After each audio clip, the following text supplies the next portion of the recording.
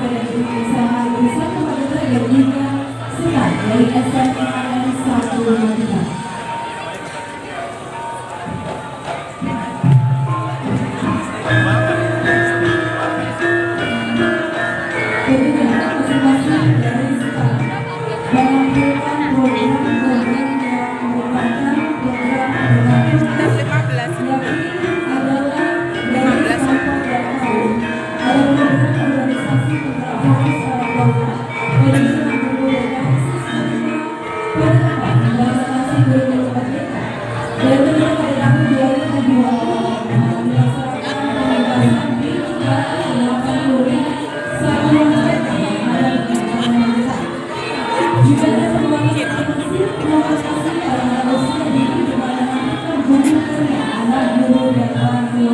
Dan juga keluarga edukasi untuk membuatkan pengenalan kepada anak sendiri.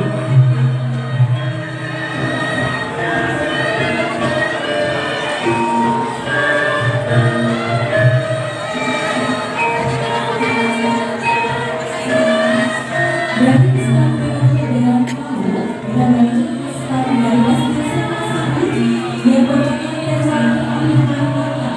ada beberapa produk dalam standar berbasis sampai dengan batik standar cerita yang merupakan perpaduan batik khas Magelang, batik Bandung dan juga batik Cinta.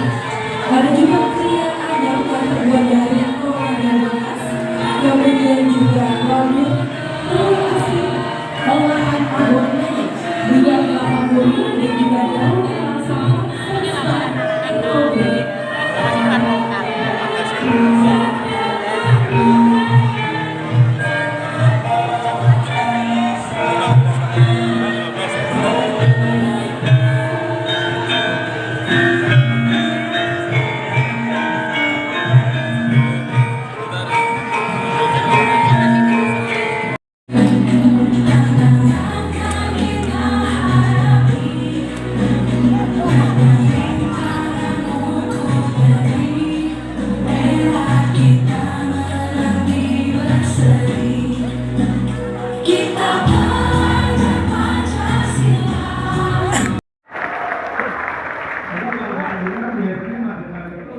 Di nomor kesekian kan gitu ya.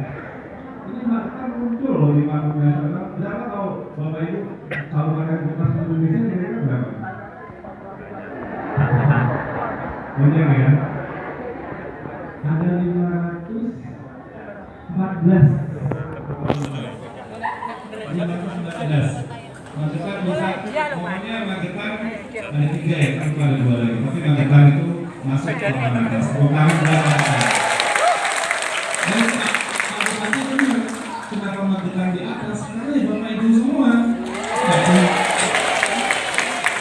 Semuanya di bidang pembelajaran. Berarti komunitas darinya oke, aktif semuanya di PNM, ya kan? Sudah punya akun Graduate ini nggak? Sudah. Udah dong, katanya. Aku ratang bukan. Ada apa itu katanya? Tersinggung gitu yang depan. Itu yang membawa dari kalau Magetan dia udah sampai asli nyata gitu ya, udah berbagi asli nyata gitu ya, di-upload di PPN juga. Bukan buat makan. Jadi sesuatu yang sekarang levelnya Magetan itu udah level atas nasional belum dari. Bahkan Bapak Ibu semua, bahkan Bapak Ibu yang bisa melakukan sebuah gerakan di dalam ekosistem pendidikan. Dan tentunya saya tadi sempat bingung gitu ya, ketika baru datang ngobrol sama Pak Bupati, ini Pak Bupati atau Menteri Pendidikan ya kayaknya. Soalnya kok kayak kelas sendiri gitu loh cara pikirnya, sangat out of the box, sangat problem solving, dan itu sangat peduli dengan pendidikan. Tadi beliau cerita, bukan Pak Bupati. Beliau cerita dia nggak, kalau yang lain-lain jabatan apakah kepala dinas dan segala macam, camat itu dia nggak terlalu hands on, nggak terlalu lihat betul-betul atau wawancara langsung. Tapi kepala sekolah, Pak Bupati turun langsung, ya kan? Iya, langsung diwawancarai langsung. Sekolah dan itu kita ini belum berat itu siap untuk menjadi kepala sekolah, maka harus lolos dulu wawancara sama Pak Bupati ya. Tapi bahkan tadi yang belum lolos Gunung Gerak ini belum lulus, dan kalau lolos sama Pak Bupati langsung itu diambil. Tapi harus lolos juga Gunung Gerak, yang kalau enggak dicabut. tapi Bapak Ibu saya pesan gini, sebelum apa ya hal-hal lain nanti ada beberapa mungkin saya juga ingin mendengar dari Bapak Ibu semua.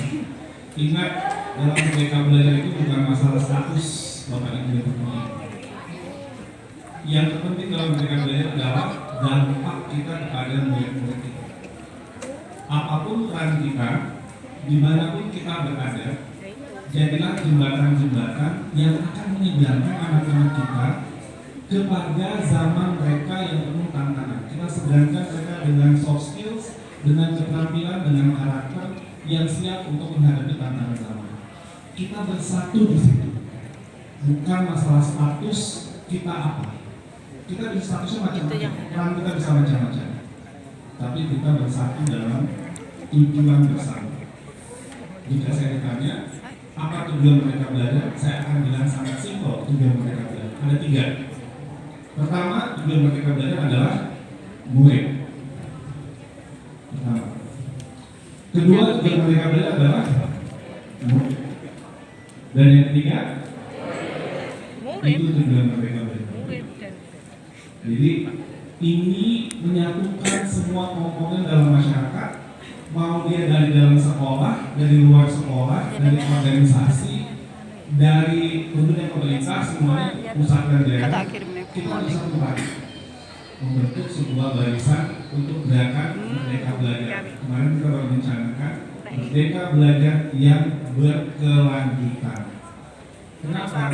Merdeka Belajar yang berkelanjutan tidak hanya berhenti dalam waktu beberapa tahun. Kalau kita percaya bahwa apa yang kita perjuangkan untuk anak-anak kita, bahwa kalau kita percaya apa yang kita inginkan bangsa kita, Indonesia, dan Merdeka Belajar sebagai salah satu hal yang sangat fondasi dalam pendidikan, bahwa ini kita akan mengejarkan anak-anak kita bersama-sama, ini akan menjadi sebuah gerakan yang berkelanjutan.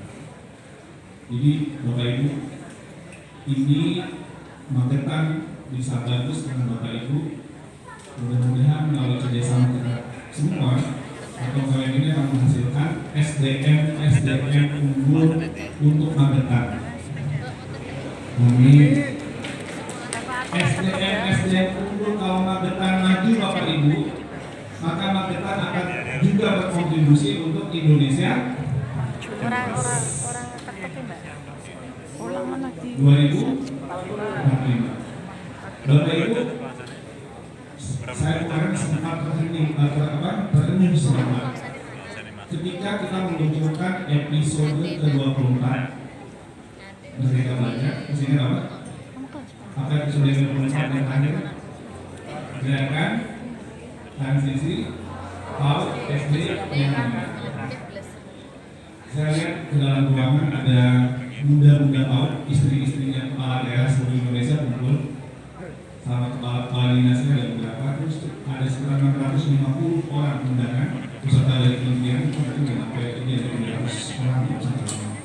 Komitmen bahwa kita satu, stop tes Calistung untuk masuk SD, nggak ada lagi. Ya, nggak ada tes Calistung. Yang kedua, pembelajaran anak baik PAUD maupun SD di masa awal itu dimulai untuk pengenalan sekolah dulu. Anak itu sekolah perlu merasakan dia nyaman, aman, dia merasa ini adalah rumah kedua dia. Perlu masa-masa pengenalan di awal untuk SD dan juga untuk PAUD. 2 minggu pertama kita fokus pada itu, dan yang ketiga pembelajaran di TK terutama dan juga di SD kelas awal, awalnya kelas 1, kelas 2. Fokusnya bukan Calistung, harus kompetensi fondasi yang komprehensif. Apa saja itu? 1, penanaman nilai-nilai agama, nilai budi pekerti itu menjadi bagian dari fondasi. Kedua, kemampuan untuk bisa mengelola emosi, meregulasi emosi, kecakapan sosial emosional anak. Itu hal yang juga fondasi penting dalam PAUD dan SD kelas awal. Ketiga, kemampuan dia untuk bisa berinteraksi secara sosial, kemampuan bahasa, kemampuan sosial, bisa bergaul dengan baik dengan teman-temannya dengan bahasa yang baik, itu juga kemampuan fondasi. Keempat, motorik kasar, motorik halus, Tri Lestari. kemampuan dia untuk bisa merawat diri, bisa pasang sepatu, bisa untuk pakai baju sendiri dan sebagainya. Dan tentunya yang paling penting, penanaman bahwa belajar adalah sesuatu yang menyenangkan, pengalaman yang menyenangkan. Yang paling kita takutkan Bapak Ibu adalah anak dipaksa Charleston, bahkan bimbel Charleston. Tahu udah bimbel, dipaksa untuk bisa Charleston, karena masuk nanti SD nggak bisa masuk, nggak bisa belajar. Mungkin dia bisa Charleston, karena dipaksa mungkin dia bisa Charleston. Tapi apa yang terjadi? Yang tidak kita sangka, yang kita pikir sudah nggak bakal pengaruh, anak yang dipaksa di waktu awal itu akan mengalami trauma dengan belajar, sehingga dalam otak bawah sadarnya anak itu mengasosiasikan belajar sebagai pengalaman yang tidak menyenangkan. Pengalaman yang tidak menyenangkan. Anak-anak kita SDM masa depan Indonesia menghindari belajar karena trauma masa kecil yang tidak sembuh, karena pemaksaan Charleston. Ini sesuatu yang kita tidak sadari, dan ini menurut saya adalah bahaya yang paling besar. Dan yang kognitif, Bapak Ibu yang tenang, bukan hanya Charleston. Ada yang kita sekarang mengenal konsep literasi dan literasi itu bukan bisa baca tulis itu, Bapak Ibu. Literasi itu adalah kemampuan untuk berpikir, kemampuan untuk bisa bertanya, memiliki rasa keingintahuan.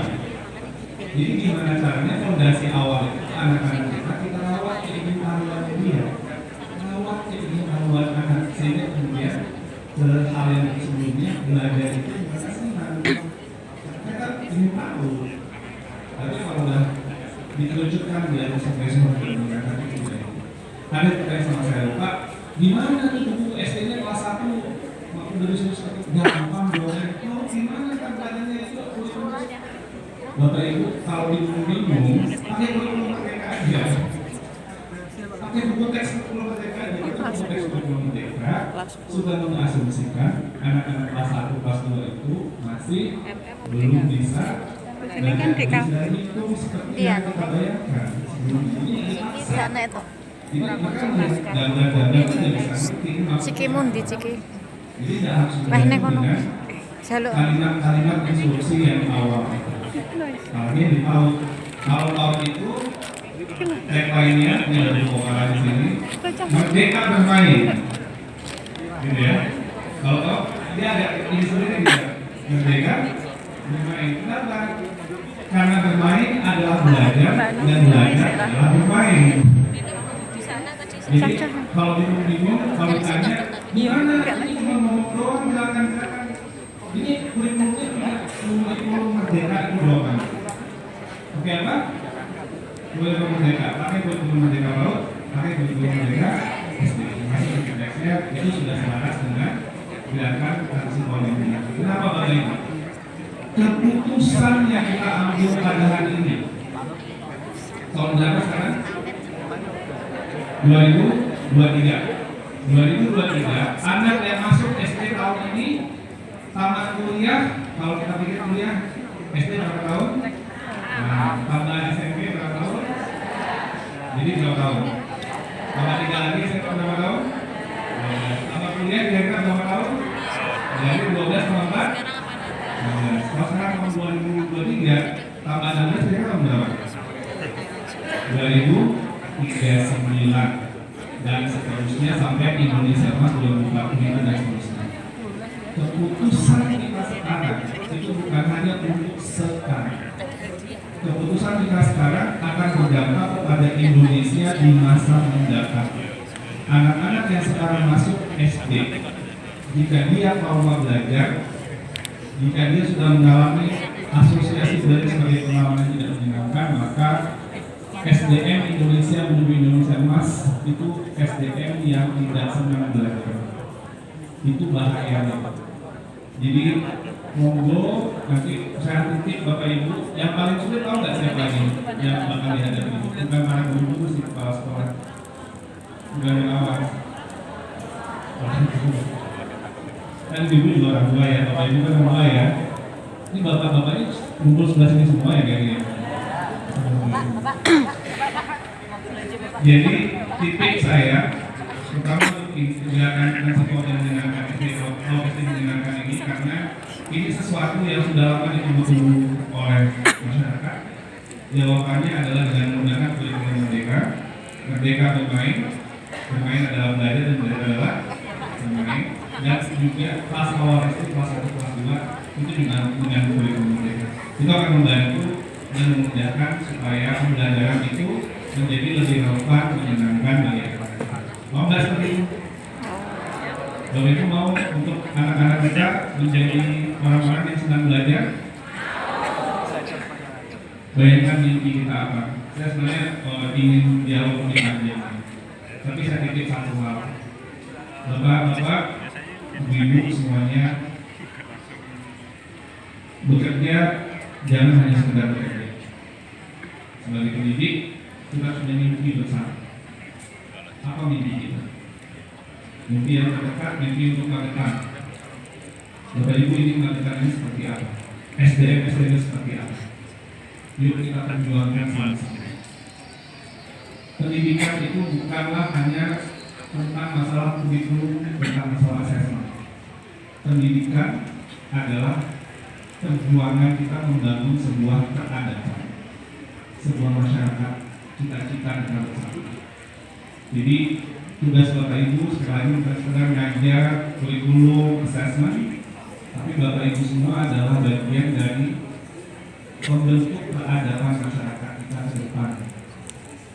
Seperti dalam menanam benih yang ditanam tidak akan langsung menjadi buah keesokan harinya.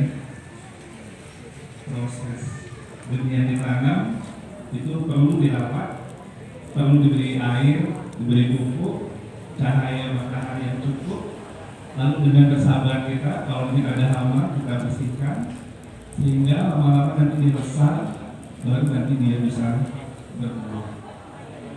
Mungkin kita tidak akan melihat ketika dia berbuah, tetapi jadilah jembatan yang menyeberangkan anak-anak itu kepada langkah mereka berikutnya. Kita menjadi bagian dari jembatan yang mengarahkan mereka pada arah yang sesuai dengan impian dan cita-cita kita. Setuju? Mau? Kita maju? Terdepan. Oke. Nah, saya bilang depan, jawabannya terdepan. Magetan? Bulu Bengkak?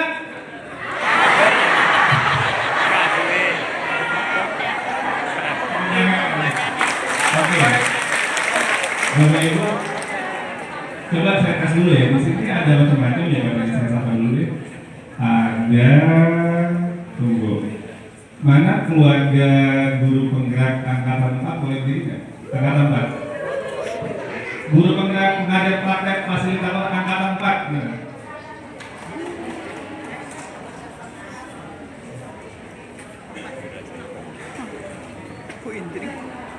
Mana angkatan 4 boleh?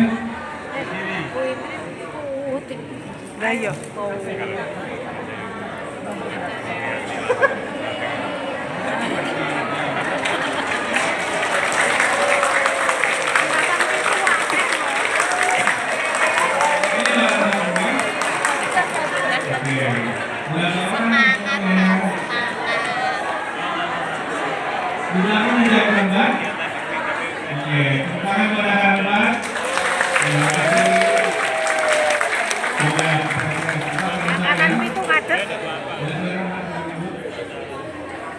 Lalu mana nih keluarga PDP angkatan 7? Ada PDP.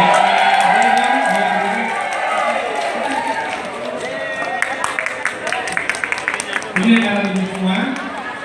Tinggal praktek CDP-nya sama fasilitator. Ini yang praktek. Ayo berdiri. Nah, baik, mana angkatan 7?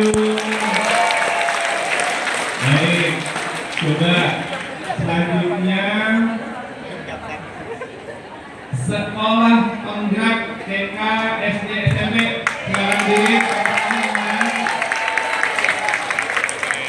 Ibu kelas sekolahnya? Oh, SMK-nya atau SMP juga? Ibu SMK TK ya? Ini sekolah penggerak. Jadi kira kita kok maju ae. Wong dikandani SD SMP kok. Tepuk tangan semuanya. Sekarang katanya ada MKKS SMP orang tuanya.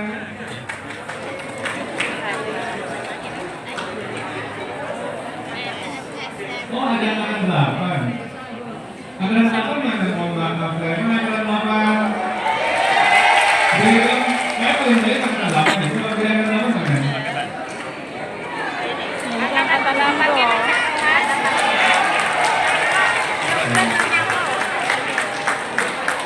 Oh, kali satu. Ini mager semua ya, kayaknya ya. Oke, pertama lagi buat angkatan 8. Ini belum mulai kan ya? Baik, terima kasih. Oke, sekarang mana ketua MKKS SMP sama ketua K3S Kabupaten? Ada nggak? Oke, Bapak ketua MKKS. Bapak ketua K3S. Oke, tepuk tangan buat ketua MKKS dan K3S. Terima kasih. Sekarang Kepala TK Semagetan mana? Kepala sekolah. Oh, ini masuk TK. Masuk TK mana yang dua? Aku jangan beri dong. Kepala Selawuk mana kepala Selawuk? Aku tak maju. Kok tidak kepala TK? Kita dari tadi belum dipanggil, Pak. Kepala SD Semagetan. Sudah sendiri ya. Kepala SMP Semagetan. Ini ya. Tahu nggak ada berapa kira-kira dari semua? Ada 300 orang. Bukan buat kita semua. Oke, Bapak Ibu, saya ingin nanti juga belajar dari Bapak Ibu yang ikut program, yang sudah ikut program ya, guru penggerak atau yang sedang nggak Bapak, yang sedang atau yang telah. Kalau sekolah penggerak angkatan berapa sih? Oh belum ya? Baru mulai ya? Kalau sekolah IKN mana? Sekolah IKN? Asisten Ustaz.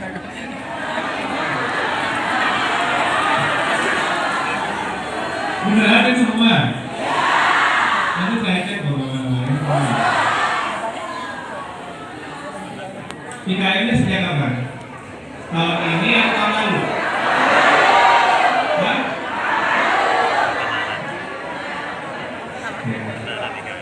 Ini tahun 2. Tahun pertama. Oke. Ini masih tahun pertama. Boleh dong ada 3 orang yang cerita atau menyampaikan nggak lebih dari 2 menit ya, biar nanti bisa banyak yang cerita. 3 orang dulu.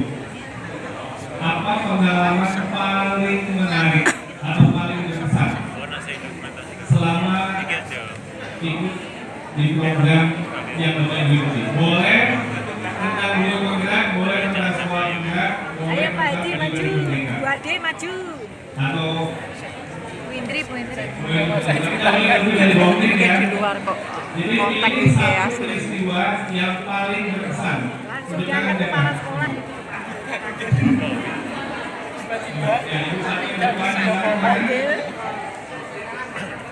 yang kedua, ketiga. Oke. Itu yang paling hijau. Oke. Silakan Bu. Ayo, Bu Ade. Dari sekolah Bapak.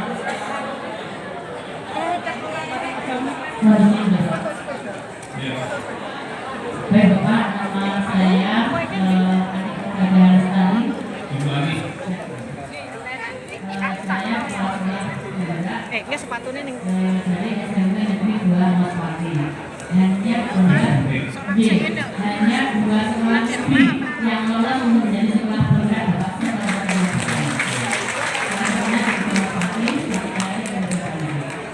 Itu Bapak Presiden kami sampaikan bahwa memang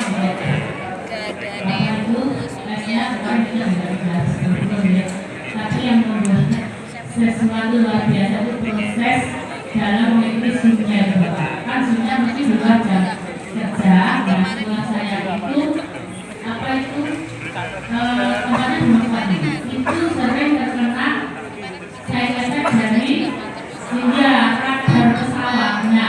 Ketika presentasi itu teman saya itu kan bisu gitu Pak.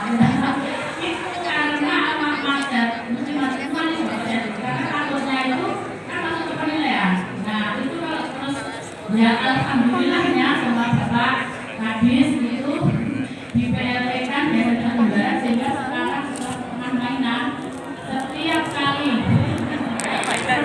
kali zoom apapun ya saya mesti langsung lari ke barat itu yang sinyalnya agak lebih apa itu lancar jadi Bapak. Terus kemudian dua ada seperti misalnya ada dalam satu kelompok itu isinya 6 orang. Nah yang cepat itu izin. Ini ada sebuah catatan refleksi saya namanya filosofi jembatan. Filosofi